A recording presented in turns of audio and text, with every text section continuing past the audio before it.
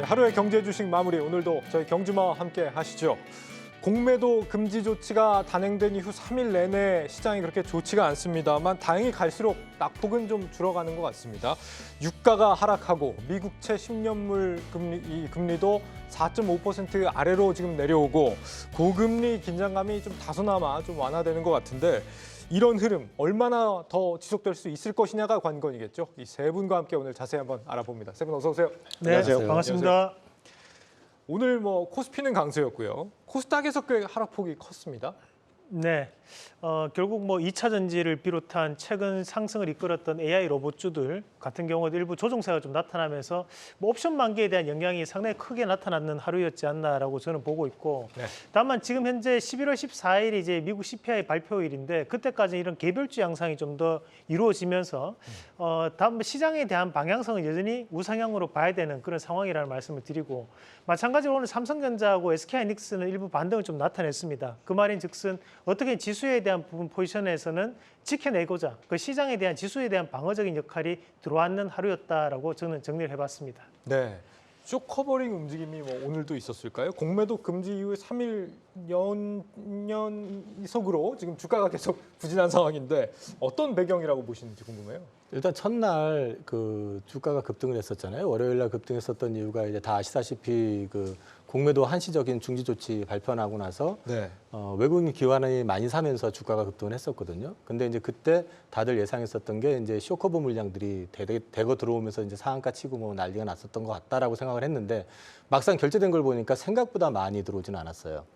그러면 결국은 뭐냐면 일부 쇼커버가 있기는 했는데 실제로는 기관 외국인들 가운데서도 이전에 7월 달에 그 이른바 쇼스퀴즈가 터졌을 때 그 반대 포지션에 대한 공격을 통해서 차익을 좀 쉽게 다시 한마디로 말씀드리면 공매도를 많이 친 기관 쪽이 압박의 심리적인 압박을 받게 될 경우에 오히려 주가가 올라가게 되면 그들이 이제 쇼커버를 하면서 주가가 더 많이 올라가면서 차익을 실현하려고 하는 그런 좀 시도도 좀 있지 않았느냐. 근데 그게 막상 뚜껑이 열리고 나니까 첫날은 흥분을 했는데 어제, 그제 이렇게 이제 시간이 지나면서 보니까 선물이라든지 주식 선물, 주식 옵션 이런 쪽으로 해가지고 반대 포지션들이 나오기 시작하면서 눌리는 어떤 그림들이 나오고 네. 그러다 보니까 이제 이 변동폭이 좀 커지는 그런 그림이었었고 오늘 역시 마찬가지로 그 일환이었었던 것 같고 또 앞서 말씀하신 것처럼 오늘 또 특히나 또 한국 옵션 만기였었기 때문에 그 옵션 만기 여파를 좀 많이 받았던 것 같습니다. 근데 시장은 아까 이상로 대표님도 말씀을 하셨지만은 이 매크로 지표 자체는 지금 10월 대비해서 굉장히 좋아지고 있어요. 미국채 10년물, 유가, 유가 같은 경우는 특히나 이번 11월에 발표될 CPI를 떠나가지고 향후에도 금리 인상의 어떤 가능성을 더 낮춰주고 있는 어떤 그림이기 때문에 결국 지금 그 코인 시장이 움직이는 거라든지 이런 걸 놓고 봤을 때는 하반기, 그러니까 특히 11월, 12월 그 시기에 거쳐가지고 장이 좀 회복이 될 가능성에 대한 기대감은 여전히 갖게 해주는데 네. 지금은 약간 계속해가지고 좀 수급상으로 우리가 좀 꼬여 있는 상황에서 그 혜택을 좀 덜 받고 있는 상황이 아닌가 싶습니다. 예, 이사님 오늘 말이 빠르신 게 뭔가 할 말이 많으신 것 같다고 우리 시청자분께서 그러시는데 많은 말씀을 좀 기대하겠고 외국인 선물 매도가 좀 많이 들어온다 이런 얘기도 있는데 이게 좀 영향을 크게 줄 만한 좀 심각하게 봐야 되는 부분인가요? 외국인 선물 매도는 지난달에도 많이 들어왔었고요. 네. 이제 계속 들어왔었던 부분인데 그 부분에 대해서는 지금 여기서 추가적으로 외국인 선물 매도가 대대적으로 일어난다든지 그럴 가능성보다는 결국에는 글로벌 그 매크로 지표에 따라 가지고 전체가 같이 움직일 가능성이 높다는 측면에서 봐야 될 것 같고요. 저는 지금 10월 달까지는 미국채 10년물 그 수익률을 보라고 이제 말씀을 드렸었지만 11월 달부터는 지금 우리나라 원화의 어떤 그 상황을 좀 계속 체크하시라. 지금 1,300원대 초반에 와 있잖아요. 이 부분이 만약에 1,300원 밑으로 내려가기 시작하다든지 이렇게 될 경우에는 우리 수출 데이터 잘 나온 거는 다들 아실 거고 11월, 12월 가면서 이게 좀 늘어날 가능성도 있거든요. 그럼 결과적으로 봤을 때 우리 증시 체력 역시도 마이너스가 아니라 플러스가 될 가능성이 높은 상황이다라고 말씀드리고 싶습니다. 네. 지금 대외적인 환경은 앞서 이사님 말씀하신 것처럼 나쁘지 않은 상황 아닙니까? 그래서 아쉬워요. 네. 사실 지지난주부터 미국 장은 상당히 괜찮았잖아요. 그게 이제 FOMC 전후로 해서 그동안 시장을 엉둘러왔던 채권 금리라든지 아니면 인플레이션에 대한 남아있던 우려들 이런 것들이 사실 FOMC를 전후해서 상당 부분 해소가 됐잖아요. 그 영향으로 미국 장은 지금 나스닥이랑 S&P 500은 계속해서 8일 연속, 9거래일 연속 상승세를 이어가고 있는데 예. 이거에 대한 여파를 사실 우리도 고스란히 받지 않을 이유가 없는 건데 사실 이제 공매도 전면 금지라는 이제 조치가 전격적으로 취해지면서 사실 우리 시장을 좌지우지했던 그 모멘텀 자체는 이제 공매도 금지가 됐단 말이죠. 그래서 미국이나 뭐 유럽, 심지어 유럽까지도 다 이런 매크로적 환경에 대한 개선에 대한 기대감을 우리가 누리지 못했다는 거에 대해서 좀 아쉽다라는 생각을 갖게 되고 예. 여전히 공매도 금지 이후에도 코스닥이 오늘 또 떨어지고 코스피는 올랐는데 투자자들은 여전히 이제 2차 전지주를 바로미터로 보면서 좀 반응해 버린 게 아닌가라는 생각이 들고 코스피는 그나마 이제 삼성전자나 하이닉스 같은 반도체 대장주들이 이제 그나마 수급이 들어오면서 버텨주면서 외국인들도 많이 들어왔더라고요. 네, 지탱이 된 것 아닌가. 그래서 쇼커버링에 대한 이제 물량 얘기를 계속 하는데 뭐 이제 생각보다 크지 않았잖아요. 근데 여전히 잠재적인 물량은 남아 있다라고 보는데 아까 선물에서 이제 매도 포지션이 늘어났다는 거 그리고 하락에 배팅하는 투자자들이 세력들이 많다라는 얘기고 네. 그럼 하락에 배팅하는 그 시각들이 뷰들이 짙다라는 거는 사실 공매도 입장에서는 공매도 세력 입장에서는 지금 굳이 청산을 급하게 할 이유는 없는 거거든요. 네. 하락에 배팅을 했다면 말이죠. 그러니까 이제 우리가 첫날 보여줬던 정말로 이게 물론 어느 정도는 착시였지만 어떤 쇼커버링 물량에 의해서 지수가 뭐 급등하고 이런 것들을 이제 기대하기는 뭐 어렵지 않나 이런 생각이 들고 예탁금 수준도 사실 이제 연중 최저 수준이거든요. 여전히 44조. 사실상 대기성 이제 자금으로 보기 때문에 사실 2차 전지 같은 경우도 이제 개인들이 계속해서 떠받쳐줘야 올라가는 국면이 있는데 네. 지금 10총 수준도 여전히 높기 때문에 그 정도의 예탁금 수준으로 2차 전지가 계속해서 올라갈 수 수급적으로 받쳐줄 수 있을까? 여기에도 의문이 남는 오늘 장이었던 것 같습니다. 2차 전지는 참 말도 많고 탈도 많은 그런 섹터인 것 같습니다. 오늘도 그렇게 좋지는 않았어요. 오늘 같은 경우는 지금 전 세계 배터리 시장 점유율이 나왔는데 보니까 비중국 시장 점유율에서 CATL이 LG 에너지 솔루션하고 거의 점유율이 비등비등한 수준까지 올라왔다는 거예요. 한 28% 정도. 좀 이것도 걱정해야 될 부분입니까?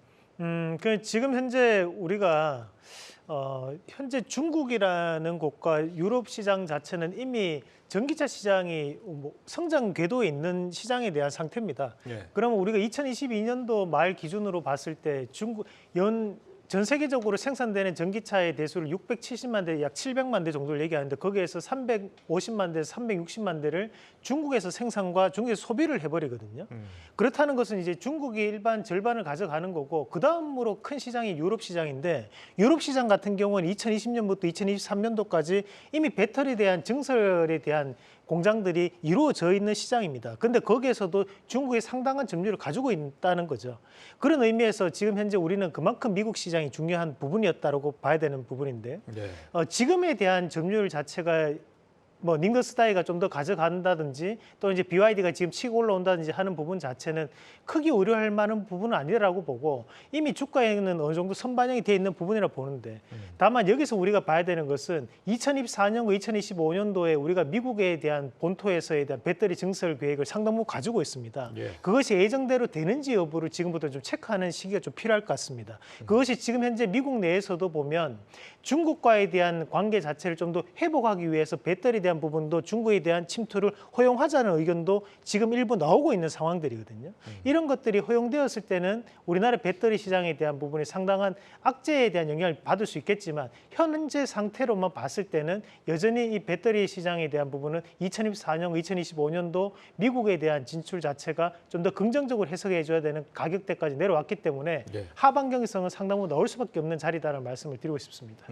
그 미국 내에서 정책 변수를 말씀하셨고요. 예. 한 가지만 더 이제 첨언을 하면 최근에 이제 나왔던 기사를 보시면은 유럽 쪽에서 중국에서 생산된 전기차 배터리에 대해서 이제 규제, 특히 중국 전기차 저가의 생산된 전기차를 유럽으로 가지고 오는 거에 대해서 관세를 매기는 부분에 대해서 얘기가 나왔었잖아요. 그러면 이제 뒤집어 놓고 얘기를 하면은 지금 이 기사가 나오고 한 내용 자체가 중국 입장에선 거의 피크일 가능성인 시점에서 나왔다라는 얘기고요. 유럽에서는 이미 이 중국 전기차뿐만 아니라 배터리에 대해서도 중국 현지에서 생산된 거에 대해서도 규제를 하려고 하는 움직임이 있고 생산을 하려면 유럽에서 해라. 그런 맥락이라고 하면은 사실 한국의 어떤 배터리 업체들이 거기서 크게 밀릴 이유는 전혀 없다라는 거고요.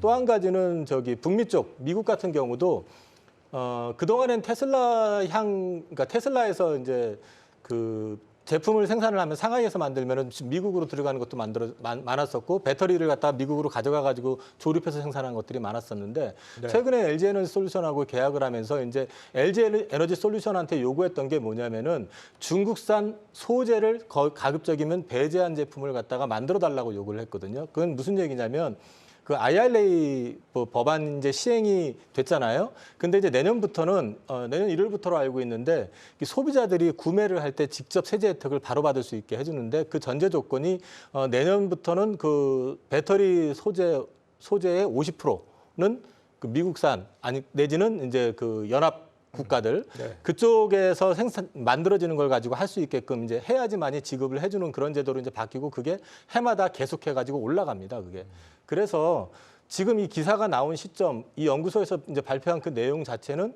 뭐 중국산으로 봤을 땐 거의 피크인 시점에서 나온 기사이기 때문에 이걸 가지고 너무 흔들릴 필요는 없다. 오히려 방금 이상로 대표님 말씀하신 것처럼 우리나라가 내년, 내후년 미국 북미 쪽에서 이제 공장 가동이 시작되는 것 자체가 예. 캐파가 달라지거든요. 그걸 감안해서 보시는 게 어떨까 싶습니다. 앞으로가 더 기대되는 게 많다는 말씀인데. 그 사실 이제 우리가 전기차용 배터리에 대한 점유율을 나타낼 때는 우리 LFP 그리고 지금 삼원계 배터리 모두 다 총칭해 가지고 그 통계를 낸다는 거죠. 그러면 이제 작년 2022년도 우리나라 이제 SK온 그리고 LG 에너지 솔루션, 삼성 SDI 총칭했던 것은 54%, 55% 정도 됐거든요. 올해 지금 48%대로 사실 낮아진 건 사실입니다. 그런데 여기서 봐야 되는 것은 우리가 2023년도가 되고 난 다음에 중국의 LFP 배터리가 전 세계적으로 확산되고 있다는 얘기가 나왔음에도 불구하고 네. 점유율로 따졌을 때는 여전히 과반에 육박하는 점유율을 우리나라 한국 기업들이 가지고 있다는 거에 좀 더 집중할 필요가 있다는 거죠. 그러면 여기에서 앞으로 더 커질 수 있는 시장은 동남아 쪽과 미국이라고 봐야 되는데 동남아 쪽에 대한 부분에서 지금 인도네시아에 대한 부분을 미국과에 대한 그 지금 정상회담을 또 앞두고 있는 상황입니다. 그럼 거기에서 인도네시아에서 생산되는 광물을 미국 IRA 혜택을 줄 것이냐 그것도 하나의 변수가 좀 될 수 있는 상황입니다. 그래서 그런 부분만 우리가 좀 체크를 하면서 보시면 뭐 아직까지는 여전히 긍정적인 관점으로 저는 2차 전지에 대한 말씀을 드리고 싶습니다. 예. 유가는 지금 연 이틀 크게 하락 중입니다. 배럴당 70달러 중반선까지 지금 내려와 있는데요. 네. 확실히 좀 기류가 바뀐 것 같아요. 지금 네. 왜 떨어지고 있는 걸까요? 그렇습니다. 그 WTI 기준으로 75달러 선까지 내려왔는데 이게 지난 7월 17 이후 최저 수준이거든요. 그 당시를 돌이켜 보면은 유가가 이제 급등했던 게 3분기였잖아요. 7, 8, 9 우리 여름 지나면서 상당히 그때 많이 올랐단 말이에요. 네. 그때 수준으로 돌아간 거예요. 딱 튀어오르기 전 수준으로. 그러니까 확실히 지금 유가는 뭔가 상승세가 확실히 꺼졌다라고 볼 수 있는 거고 왜 그럼 유가가 떨어졌냐? 뭐 선물 거래자들의 사이에서의 어떤 트레이딩 관점이 아니라 수요 자체가 둔화됐다라고 보기 때문에 지금 유가가 이렇게 많이 떨어진 거거든요.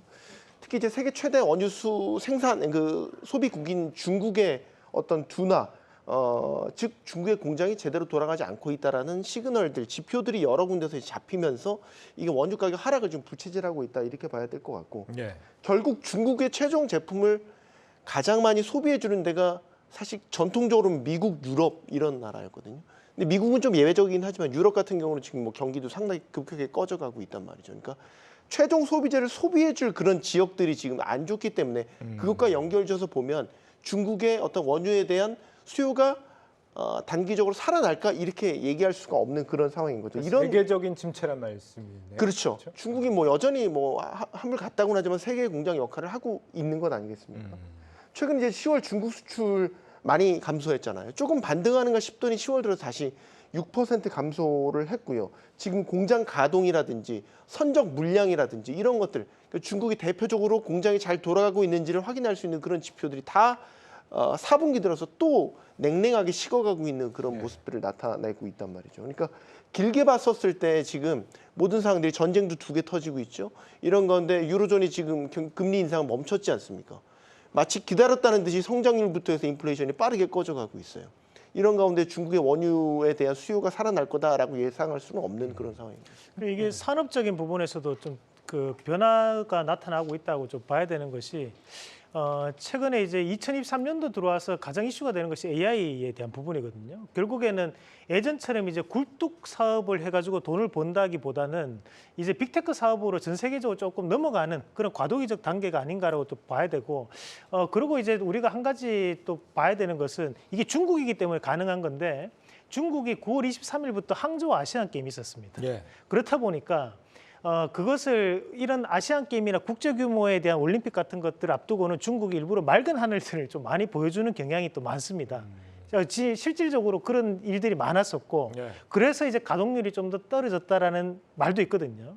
근데 이제 이거는 우리가 실제로 가동률이 떨어진 것은 사실이지만 그것이 항저우 아시안 게임 때문이다라고 연결짓는 것은 뭐 일부 오버스러운 경향이 있더라도 매년 그 중국이 그런 국제 대회를 앞두고 가동률을 떨어뜨렸던 것은 사실이다. 그렇게만 말씀을 좀 드리도록 하겠습니다. 항상 이상우 대표님 항상 합리적인 음모론을 항상 제시하시기 때문에 뭐 이번에도 뭐 나름 일리가 있는 음모론이었고요. 미국은 그래도 여전히 좀 강하다 이런 인식들이 있는 상황인데 최근에 뭐 고용 지표도 좀 둔화가 됐고 위워크도 뭐 파산한다 그러고 미국도 좀 상황이 어려워지고 있는 거 아닙니까? 네. 미국도 지금 보면은 이제 소비 때문에 사실 지난 그 3분기 GDP가 4.9까지 올라왔는데 그 내용을 보면은요. 그 9월 소비자 신용을 놓고 보면은 실제로 리볼빙이 굉장히 크게 올라왔어요. 네. 그러니까 무슨 얘기냐면은 그동안에는 예금에 이제 잔고가 많았었기 때문에 그걸 가지고 많이 사용을 했는데 지금 예금 잔고 추이도 보면은 역대급으로 지금 바닥으로 좀 떨어져 있는 상황인데다가 이제 돈이 이제 좀 부족하게 되니까 쓰는 게 부족하게 되니까 신용카드를 쓰게 되고 신용카드 리볼빙이라는 건 결국 부분적으로만 갚고 계속 돌리는 거잖아요.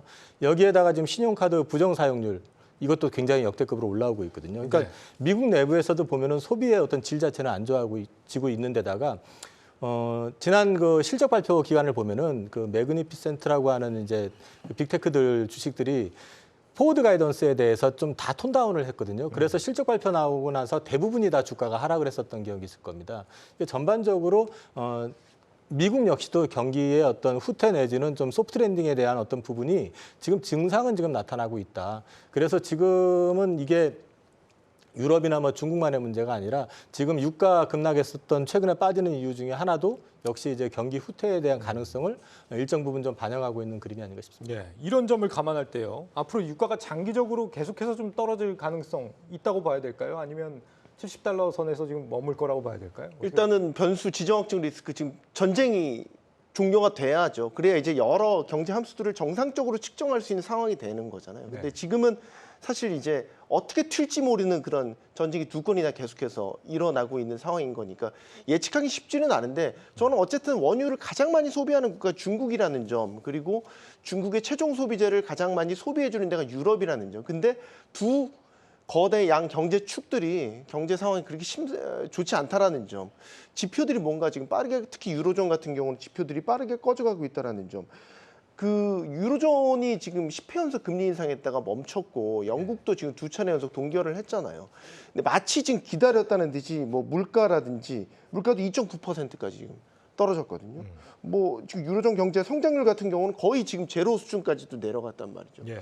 특히 이제 유로존의 성장 엔진이라고 독일 같은 경우는 뭐 제조업을 중심으로 해서 빠르게 경기가 냉각되고 있죠.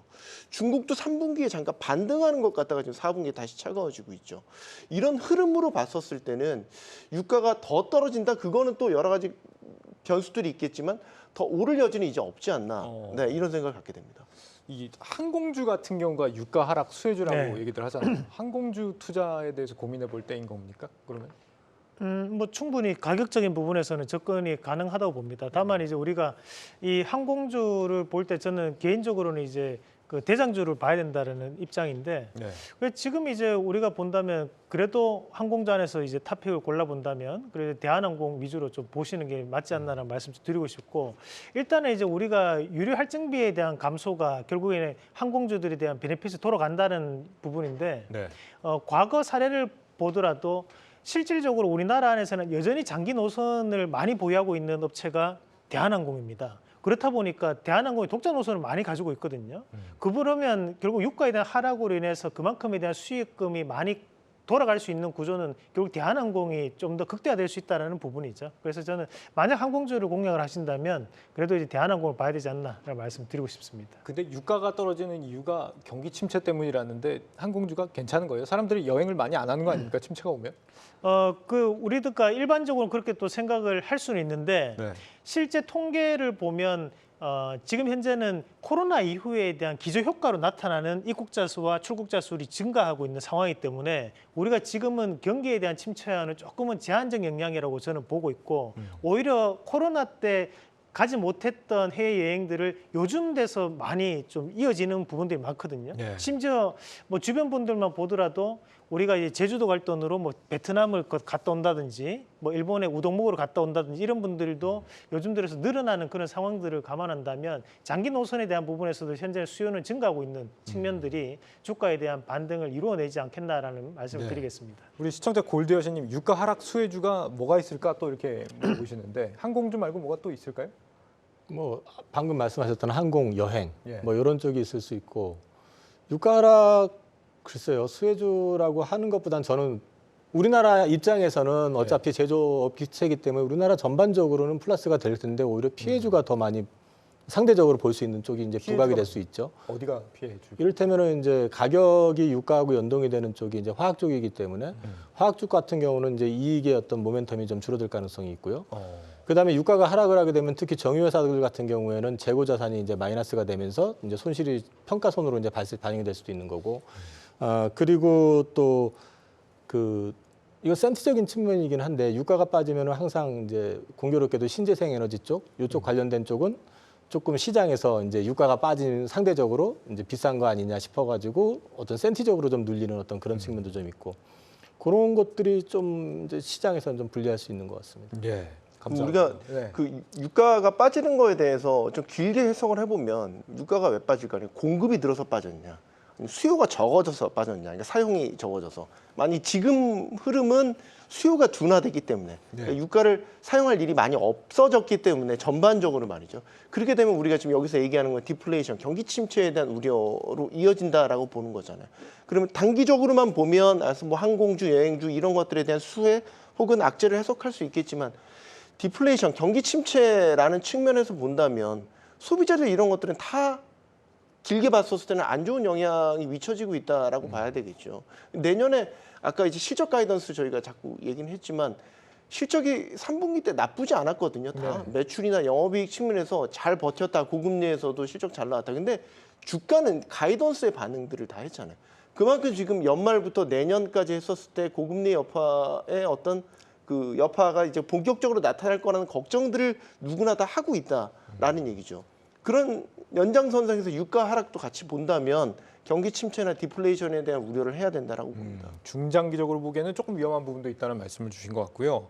미 국채 금리도 지금 이 유가 상황하고 비슷하게 좀 흘러가는 것 같거든요. 10년물 미 국채 금리 장중에 4.5% 아래까지 지금 내려오기도 했고요.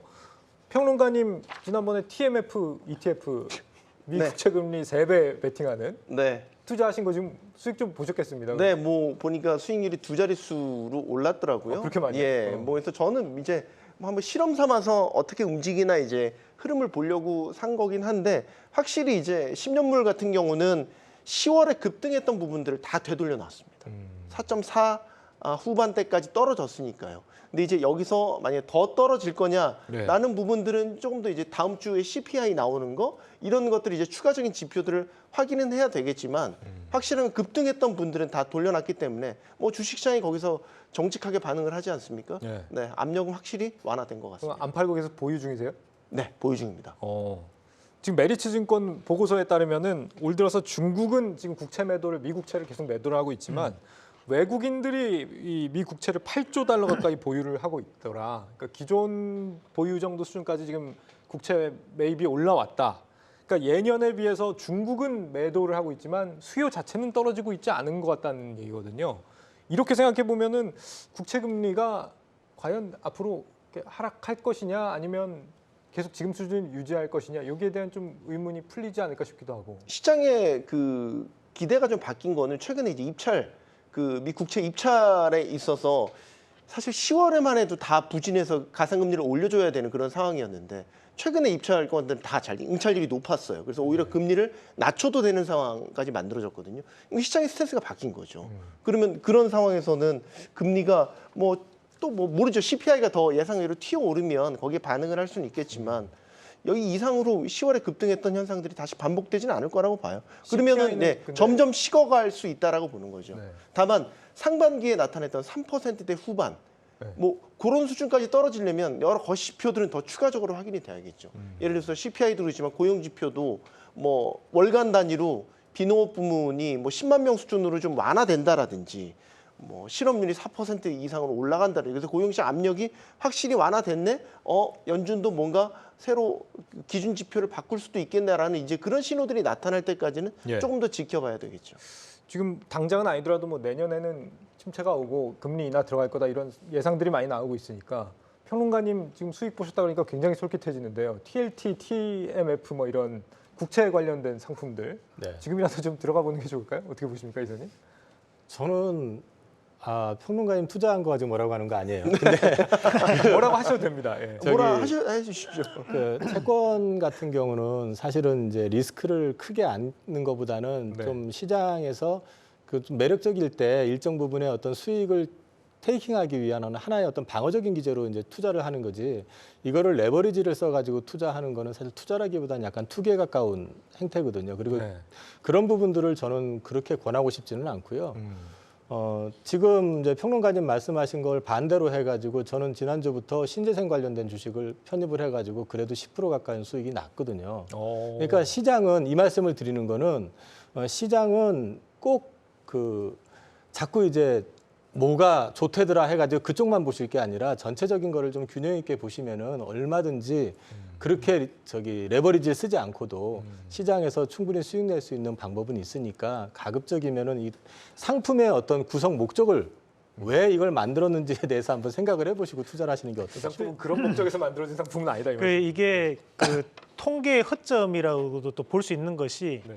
외국인들이 중국이 매도하는 국채를 샀다라고 했지 않습니까? 네. 그런데 그 외국인의 대부분이 누구냐면 일본입니다. 또 왜냐하면 미국이 일본을 또 그만큼 압박을 시켜서 일본이 또 그에 따른 국채를 매입을 많이 해서 지금 네. 현재는 미국의 국채를 가장 많이 보유하고 있는 나라가 일본이고 그 다음에 3위가 영국이고 그 4위가 벨기에거든요. 그만큼 이제 유럽이라든지 일본에 대한 우호적인 자본들이 미국채에 대한 부분을 상당 부분 방어를 해줬다라는 부분으로 저는 또 봤고 결과론적으로 봤을 때 우리가 지금 현재는 미국이 원하는 방향적으로 다 그림이 그려졌어요. 결국 10년물 장기 국채 금리에 대한 부분도 현재 4.5%까지 떨어지면서 미국 국채 가격이 다시 한번 상승하는 효과도 나오고 그리고 미국은 또 물가 상승에 대한 부분 자체에서 상당히 억제하는 그림이 현재 나오고 있는 상황이기 때문에 예. 만약 11월 14일 날 미국이 이런 소비자 물가에 대한 부분 자체가 예상치보다 하이하는 결과만이 나타난다면 생각보다 시장은 또 빠르게 긍정적으로 바뀔 수 있다고 보거든요. 지금 앞서서 우리 이사님도 신재생 에너지에 대한 말씀하셨지만 저도 이제 방송에서 말씀드렸던 것이 풍력 관련된 부분이었습니다. 오늘 또 풍력 관련적으로 급등이 나왔는데 미국에서 지금 최근에 이런 신규 그 투자에 대한 중단이 엄청나게 이어지고 있습니다. 사실 신재생 에너지에 대해서. 근데 또 다르게 생각해 보면 현재가 최악에 대한 상황이라는 거죠. 그 금리도 마찬가지입니다. 금리가 우리가 5% 넘을 때 불안하다 했지만 그때 최악에 대한 상황이었거든요. 그런데 우리 이제 시청자분들에 대한 관점을 보면 항상 방송에서 많이 얘기하는 쪽에 수급이 많이 쏠리는 경향이 좀 많습니다. 그런 부분만을 이제 쫓아서 보지 마시고 한 번씩은 이런 역발상적인 투자를 우리 경주마와 또 함께 하시면 네. 어떨까라는 생각을 좀 해봤습니다. 어쨌든 지금 뭐 미 국채나 뭐 말씀하신 신재생이나 다들 지금 뭐 수익이 나고 있는 구간이다. 네. 그 정도로 정리를 해보겠습니다. 오늘 또 이 한바탕 용두사미로 끝난 섹터가 있었습니다. 말씀하셨던 친환경 섹터들이요. CS 윈드, OCI 홀딩스 주가 그래프가 영 실망스럽더라고요. 오늘 보니까 처음에는 뭐 CS 윈드 같은 경우는 증권사에서 뭐 반성 리포트 막 이런 거 나오면서 굉장히 떴다가 후반 가서는 완전 좀 밋밋하더라고요. 그동안에 이제 고금리 하에서 이제 고금리라고 하는 것 때문에 이 신재생 쪽이 굉장히 많이 눌렸던 측면이 있고 네. 또 이제 중간중간에 오스테드라고 하는 이제 발전 사업자 우리나라로 치면은 한전 같은 회사인데 이제 전력 사업을 하는 회사가 이제 프로젝트를 몇 군데를 취소를 했죠. 손실 크게 났다고 내고 그다음에 이제 지멘스 가메라고 하는 회사가 또 이제 기존의 풍력 발전기에 이상이 생겨가지고 거기서 또 손실을 또 반영을 하고 하니까 풍력 이제 안 되나 보다. 또 네. 태양광은 또 이제 과잉 공급 얘기 나오고 뭐 이러면서 계속해서 빠졌는데 가만히 보시면은 이 오스테드가 그렇다고 해서 사업을 접은 게 아니에요. 그러니까 수익성이 안 되는 걸 접었지 수익성이 될 만한 것들은 끊임없이 계속해가지고 협상을 해가지고 사업을 지금 진행을 하고 있다라는 기사도 실제로 났고요. 예. 그다음에 또 한 가지는 미국의 최대 해상풍력 그 발전이 이게 CVOW라고 하는 프로젝트가 최근에 승인이 났고 뉴욕주 같은 경우도 이제 지원책을 높여가지고 역시 해상풍력 쪽으로 해가지고 승인이 난 게 있고요. 또 유럽에서는 오히려 이 신재생 쪽의 비중을 35% 더 늘리는 쪽으로 해가지고 기존에는 가격을 전력 그 공급 가를 최우선으로 잡았는데 지금은 가격 이외의 거를 갖다 반영을 해가지고 말하자면은 추가적으로 비용을 더 들여주더라도 이걸 진행을 하겠다. 이유는 간단합니다. 러시아로부터 에너지 독립을 하겠다는 거. 두 번째는 탄소에 대한 문제는 사실 일개 국가의 문제가 아니라 지금 글로벌 전체의 문제잖아요. 그러면 이건 인류 생존의 문제이기 때문에 이런 부분들을 이제 포기한다라는 게 아니라 결국 가가지고 도저히 이거를 계속 했다가는 손실이 너무 커져가지고 감당이 안 되겠다. 지멘스 가메 같은 경우도 풍력을 다 접는 게 아니고요. 육상만 접는 겁니다. 그 해상 풍력은 하는 거예요, 지금. 네. 그렇기 때문에 이 부분에 대해서 아까 좀 전에 이상로 대표님 말씀하신 것처럼 악재가 쏟아지는 거라 하더라도 그게 사업이 완전히 드롭이 되는 게 아니라 이거는 해야 될 어떤 당위성이 있는 거라고 그러면은 어떻게 보면 그 시점이 바닥일 수도 있다라는 거죠. 그래서 전날 베스타스라고 하는 터빈 회사가 있거든요. 예. 주가가 거의 9% 올랐을 겁니다. 그 회사도 주가가 200달러가 넘어섰다가 130달러대까지 떨어졌다가 지금 159달러인가 이렇게 올라갔거든요. 지금. 예. 그러니까 이런 것들이 시장의 어떤 그 그림을 좀 보여주고 있는 거기 때문에 너무 한 방향으로만 보실 필요는 없다. 그렇게 말씀드리겠습니다. 그 사업의 진척 속도는 좀 느리더라도 방향성만큼은 확실하다는 말씀을 주시는 건데 뭐 지금 뭐 상당히 좀 저가에 와 있다고 생각하고 조금씩이라도 모아봐야 될까요? 뭐 우리 시청자분들이 좀 많이 보여 계신 종목이 뭐 OCI라든지 또는 이제 하나솔루션 이런 종목일 것 같습니다. 네. 뭐 하나솔루션 별명이 요즘 화나솔루션이라고 뭐 이런 얘기도 할 정도로 우리 또 시청자분들이 주가 계속적으로 빠지다 보니까 불만도 또 많으실 것 같은데 다만 지금 자리 이제 포기할 수 있는 자리는 아니라고 봅니다. 오히려 지금 현재 미국 내 그 우리가 에너지 관련주들을 보더라도 예를 들면 뭐 솔라이치라든지 퍼스솔라 같은 경우는 지금 신저가를 찍고 있거든요. 그 말은 다르게 생각해 보면 그만큼 저렴한 가격대까지 지금 내려오는 상황이고 이것을 해결하기 위해서 해야 되는 것은 결국 금리 동결과 금리 인하가 나왔을 때는 또 그만큼 강하게 반등이 나올 수 있다는 거죠. 과거 이제 우리가 올해 8월 달 같은 경우에도 금리 인하에 대한 기대감, 금리 동결에 대한 기대감이 있었을 때 그때 또 가장 강하게 튀어서 올라왔던 것이 이런 또 신재생 에너지 섹터였거든요. 그 부분 자체를 감안하면 우리가 이자에 대한 부담감이 감소할 수 있는 이런 금리 인하에 대한 시그널이라든지 금리 동결에 대한 시그널만 나오더라도 빠진 주가는 그만큼 빠르게 회귀할 수 있으니까 우리 시청자분들 포기하지 마시고 신재생 에너지 관련주는 좀 보시면 좋을 것 같습니다. 알겠습니다. 지구가 죽어가고 있습니다. 친환경 에너지 전환 뭐 필수적으로 가야 될 과제고요. 당장 이 현대차의 경우에 보면은 2015년부터는 이제 산타페, 소렌토, 내연차 생산을 아예 중단하겠다고 이렇게 밝혔는데 굉장히 좀 속도를 앞당기겠다는 얘기인 것 같더라고요. 유럽의 배출가스 규제를 피하기 위해서다라고 하던데 전기차 쪽도 앞으로 좀 대세가 될 수 있다 이렇게 봐야 될까요? 그러니까 큰 그림을 놓고 보면 달라진 게 없습니다. 지금. 그러니까 무슨 말씀이냐면은 지금 왜 전기차를 하고 재생에너지에 대해서 그 글로벌 공조를 구축해가면서 지금 진행을 했는지를 보시면 당장에 지금 그 기상이변이 지금 되게 심각하잖아요. 네. 멀쩡하게 있는데 날이 더워가지고 저기 산불이 나는 경우가 지금 부지기수잖아요. 지중해 쪽 같은 경우는. 네. 우리나라도 지금 경남에서 작년엔가 그게 한번 났었잖아요. 그 페트병에 그 너무 그 빛이 햇빛이 쪼여가지고 거기서 이제 불이 발생했다라는 그런 얘기도 있었는데 이거는 사실은 이제 선택의 영역은 아닌 것 같고요. 그렇다고 하면은 결국에는 이거를 지금 고금리 때문에 주춤할 수는 있어요. 어차피 사업자들이기 때문에. 그리고 또 결과적으로 진행을 하다 보면은 또 이제 뭐 트럼프 같은 사람 나오면은 또 그분은 항상 얘기하는 게 그 약간 화석연료 쪽 편을 계속 들어왔었기 때문에 또 다른 노이즈를 일으킬 수는 있지만 이번에는 그게 쉽지 않을 거라고 보는 거는 지금 현재 그 미국의 자동차 회사라든지 미국 자체 기업에서 전기차라든지 또는 재생에너지 쪽에 투자한 돈 자체가 이제는 돌이키기 힘든 정도의 수준이 돼 있고요. 네. 그다음에 이제 조지아라든지 뭐 아이오와라든지 이 공화당 지역구거나 경합지 쪽에 배터리 셀 공장들이 우리나라에서 진출한 것들이 되게 많아요. 그럼 우리나라 기업들만 들어간 게 아니라 거기 미국의 자동차 업체들 돈도 다 들어가 있는 상황이고 고용도 다 돼 있는 상황이거든요.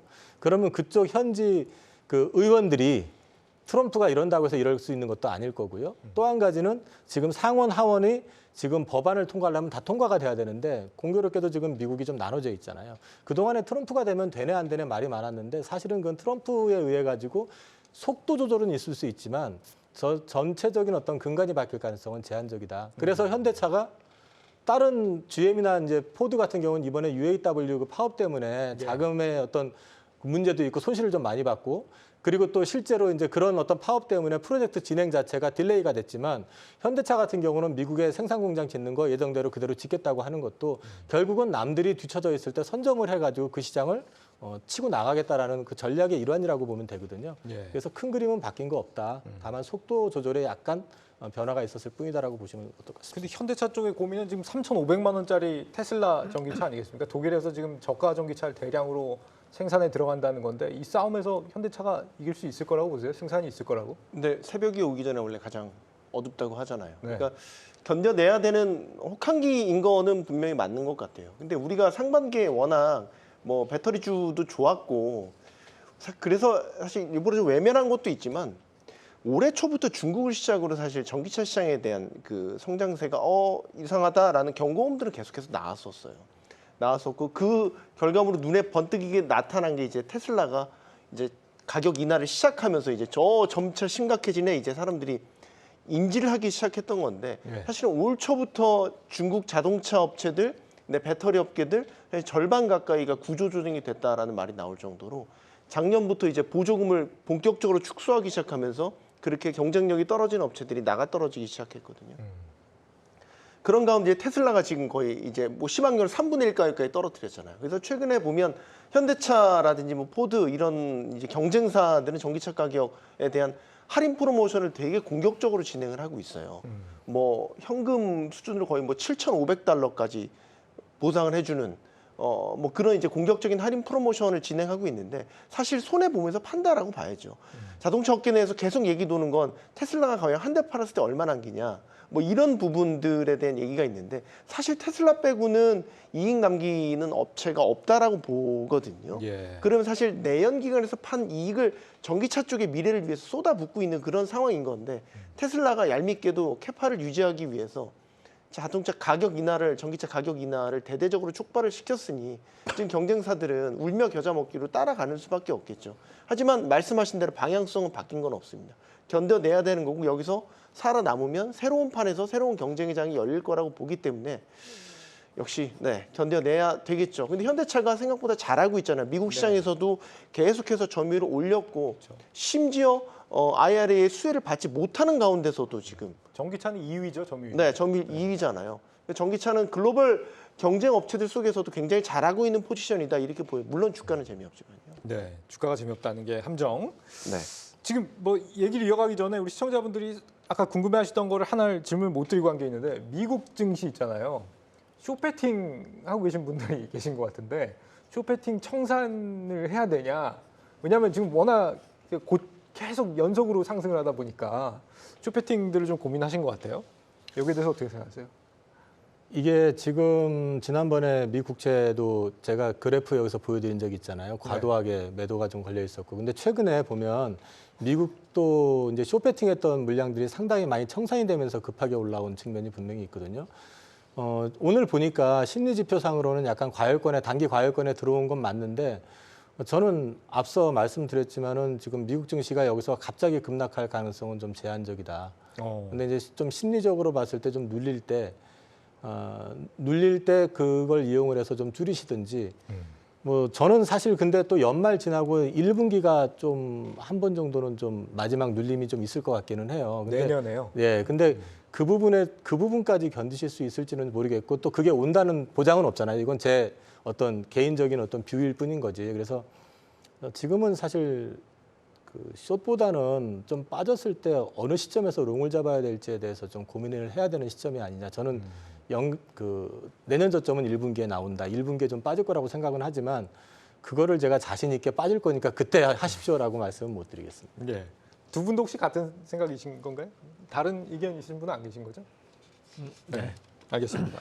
오늘 저기 용두사미로 끝난 거는 또 있었습니다. 루닛, 뷰노 같은 이 의료 AI요. 루닛은 무상증자 권리락으로 주가가 엄청 싸졌고요. 뷰노는 미국 심장협회에서 논문 4개를 발표를 했다. 뭔가 굉장히 좀 열심히 움직이고 있다는 생각은 드는데 어느 정도나 괜찮은 건지 이 의료 AI 지금 현 가치에 대한 가치 판단이 좀 안 서는 것 같아요. 어떻게 보고 계십니까?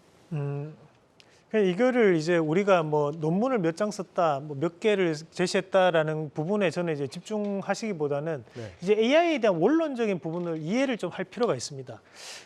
우리가 지금 오픈 AI에서 출시했던 챗GPT를 뛰어넘는 생성형 AI가 과연 전 세계에서 다시 한 번 더 출시될 수 있을 것인가? 저는 이 본질로 넘어가야 된다 보거든요. 저는 상당히 어렵다 봐요.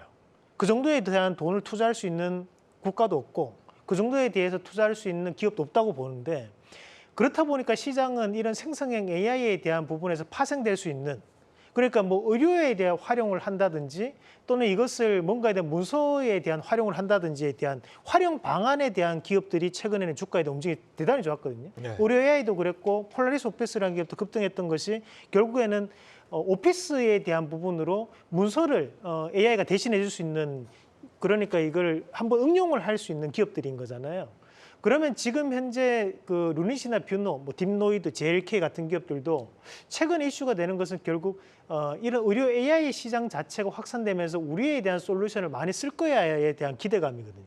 그러면 지금 현재 시장에서는 실적에 대한 얘기가 나오고 있는 시장입니다. 그러면 실적은 적자기 때문에 저는 주가에 대한 상방은 상당히 제한될 수밖에 없다고 봐요. 다만 이런 기업들이 계속적으로 시청자 여러분들께도 그렇고 호재를 계속적으로 날리는 것은 쉽게 주가는 빠지지 않을 것이라는 것을 보여주는 하방 경직성에 대한 의미로 저는 받아들일 필요가 있다고 봅니다. 그래서 의료 AI에 대한 열풍은 저는 쉽게 식지는 않을 거라고 봅니다. 다만 단기적으로 크게 상승했기 때문에 그에 따른 부분에서 실적에 대한 이슈가 된다면 당연히 주가는 빠질 수밖에 없고 그런 실적에 대한 이슈가 나오면서 주가가 빠졌을 때는 다시 한번 우리가 저가에 대한 매수에 대한 포인트로 잡아보시는 전략이 네. 저는 더욱더 타당하다는 말씀을 좀 드리고 싶습니다. 예, 등락이 엄청나잖아요. 네. 의료 AI. 피닉 뭐라고 해도 될 것 같은데 예. 같은 생각이세요? 예. 저번에도 말씀을 드렸던 것 같은데 저는 우리나라 그 바이오 섹터를 놓고 봤을 때 가장 글로벌 그 기업들하고 경쟁의 선상에 놓고 봤을 때 동등성산 내지는 약간 좀 앞서 있는 어떤 위치에 있는 게 바로 의료 AI 쪽이다. 그래서 이쪽은 어떤 식이든 간에 저는 앞으로 성장 가능성이라든지 아니면 이후에 성공 가능성도 상대적으로 높은 섹터이기 때문에 관심을 갖고 계속 보셔야 된다는 측면에서 계속 말씀을 드리고 있고요.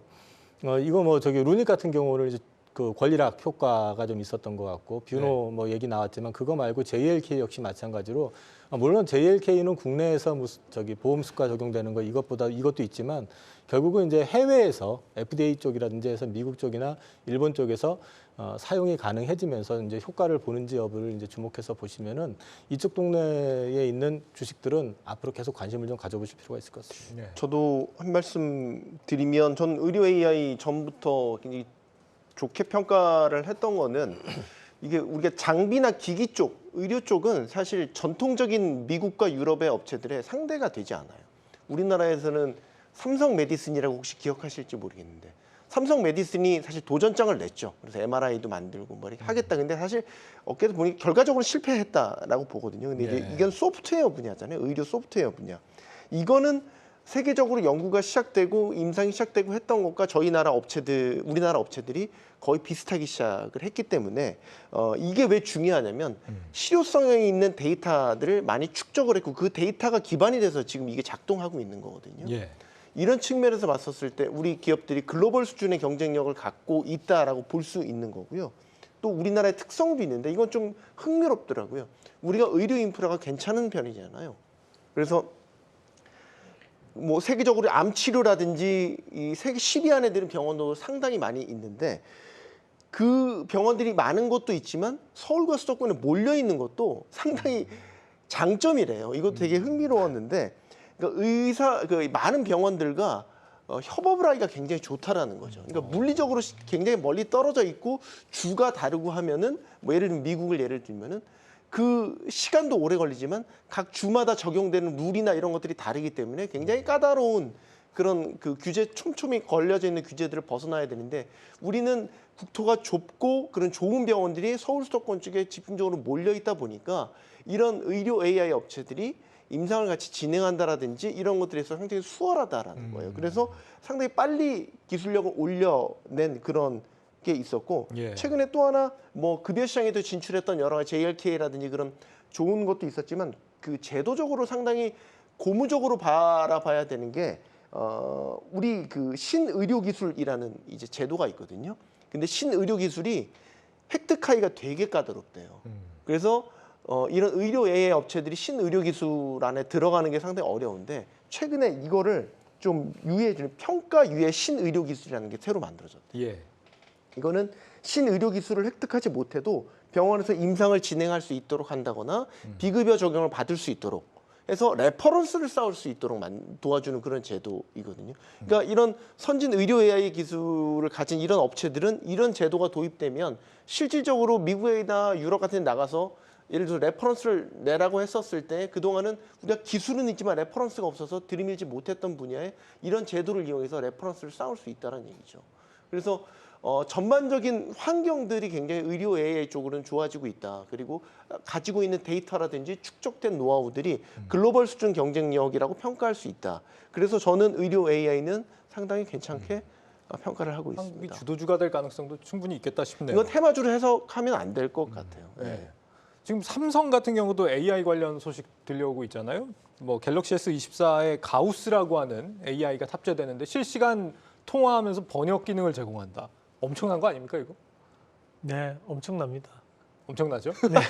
근데 막상 이제 삼성의 AI 관련해서는 호재가 이렇게 나와도 투자를 뭐 어디다가 해야 될지는 잘 모르겠어요. 뭐 어떻게 이건 제가 뭐 사실 이건 때문에 삼성전자 이제 아는 분이랑 통화를 하면서 이제 여러 가지 힌트를 얻은 거는 네. 우리가 삼성전자 참 아쉽지만 우리가 OS 실패의 역사를 잊으면 안 될 것 같아요. 타이젠이라는 뭐 예를 들어서 타이젠의 아픔이라든지. 왜냐하면 생각만큼 삼성이 이제 하드웨어적으로는 굉장히 패스트 팔로우 전략으로 잘했고 글로벌 수준으로 이제 탑티어에 들어갔지만 이 OS 소프트웨어 분야에서는 번번이 실패를 했거든요. 네. 그리고 이번에 사실 이제 그 삼성 그룹 내에 그 AI, LLM 모델을 만드는 TF가 만들어져서 성과물 이번에 하나 냈어요. 그 삼성 독자적으로 하는 그 LLM 모델을 냈거든요. 근데 이게 완전 독자 모델이 아니에요. 이게 MS의 플랫폼을 활용해서 만든 거예요. 다만 보안 문제가 있기 때문에 그 보안 장벽 같은 것들을 이제 쌓기 위해서 별도의 이제 그 LLM을 만든 건데 이거는 사실 사내의 연구 개발이라든지 리서치 작업이라든지 업무 효율화를 높이기 위한 용으로 쓰는 거고 예. 이걸 대외적으로 쓰는 건 아닙니다. 근데 이번에 이제 그 스마트폰에 그 즉시 번역되는 이거는 어떤 걸 쓸지는 아직은 모르겠어요. 이건 공개하지는 않았잖아요. 근데 제가 볼 때는 삼성은 디바이스를 우리나라에서만 내는 게 아니라 글로벌 기준으로 판단을 하고 물량이라든지 그 경쟁력 같은 걸 판단해서 내야 되는 업체이기 때문에 만약에 자체 개발한 게 글로벌 수준에 맞지 않는다라고 판단하면 그걸 섣불리 실었다가는 이거는 대실패작으로 또 끝날 수 있어요. 저는 그래서 AI 때문에 삼성이 AI에 투자한다. 그러면 삼성판 챗 GPT가 나오는 거야? 이렇게 보실 건 아니라고 보는 거죠. 그래서 이거는 철저하게 하드웨어 기반에서 하드웨어의 경쟁력을 높일 수 있는 AI 시스템을 도입하는데 이거는 협업할 가능성이 저는 솔직히 높다라고 봐요. 네. 근데 지금 이상로 대표님이 영원히 가출해 계시기 때문에 이사님께서 마지막으로 말씀을 좀 덧붙여 주시죠. 저는 일단 그걸 역으로 그걸 묻고 싶은 게 네. 그럼 애플은 못 만드냐는 거죠. 그러니까 무슨 말씀이냐면은 이거는 사실 기술적으로 아주 특별해가지고 삼성만이 할 수 있는 것도 아니고 결국에는 이게 제품을 만들어가지고 어느 정도 가시성이 보이면은 효용성이 나타나면 애플도 당연히 할 거기 때문에 이건 하나의 마케팅 포인트라고 저는 생각을 하고 있고요. 실제로 삼성이 제대로 되려고 하면 특히 스마트폰 시장에서 제대로 되려고 그러면은 그 AP 칩 있잖아요. 엑시노스 2400. 요번에 요게 제대로 구동을 하면서 실제로 이게 탑재가 되고 매출로 반영이 돼야지만이 삼성 전체가 좋아지는 그림이 나오지 않을까 싶습니다. 한 말씀만 드려도 짧게 될까요? 해주세요. 네. 이게 요즘은 우리가 이런 생성형 AI, 챗GPT를 하나의 그 플랫폼으로 해서 새로운 산업을 활용하는 방안이 첫 번째가 한 가지가 있고 또 한 가지는 생성형 AI 그 챗GPT에 대한 플러그인 기업으로 들어가는 방법이 있습니다. 그 여기에 해당하는 기업들이 최근에는 좋은 움직임을 보일 수 있고 그런 가능성이 있는 기업들이거든요. 그런데 지금 삼성에서 생성형 AI를 출시를 한다고 해도 그거는 이제 상한은 좀 제한될 수밖에 없다. 저는 그렇게 봅니다. 네. 마지막에 영혼이 좀 돌아오셨습니다. 네, 한 종목에 대한 의견이 한 방향으로 쏠리는 것만큼 위험한 일이 없습니다. 다른 생각, 다양한 의견이 열려 있을 때 최적의 투자 판단 내릴 수 있습니다. 경주만은 그래서 이 다양한 분들과 함께 하고 있습니다. 내 의견과 다르다라고 공격하기보다 내 자산의 안전을 위해서라도 한 번쯤 귀 기울여 보는 문화 지향합니다. 저희는 다음 주에 다시 찾아오겠습니다. 고맙습니다.